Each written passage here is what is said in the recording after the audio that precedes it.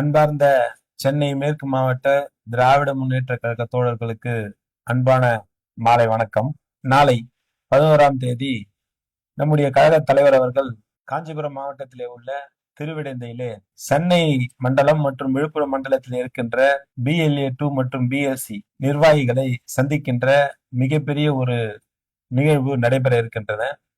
கிட்டத்தட்ட 1.5 லட்சம் பேர் கூடுகின்ற மிகப்பெரிய அந்த நிகழ்விலே நம்முடைய தமிழ்நாட்டினுடைய முதலமைச்சர் அவர்கள் பல்வேறு தேர்தல் ஆலோசனைகளை வழங்க இருக்கின்றார்கள். நம்முடைய சென்னை மேற்கு மாவட்டத்திலே சேப்பாக்கம், திருவல்லிக்கேணி, 1000 விளக்கு, அண்ணாநகர் தொகுதிகள் அடங்கி உள்ளன.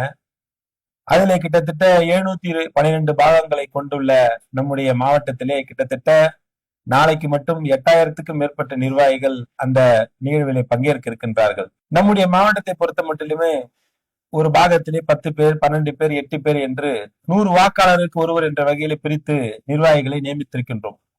அந்த வகையிலே நாளை நடைபெறுகின்ற அந்த நிகழ்ச்சியிலே நாம் ஒருவரோ இருவரோ கலந்து கொள்ளாமல் போனால் என்ன ஆகிவிடும் என்ற ஒரு சுணக்கத்தோடு இருந்து விடக் கூடாது.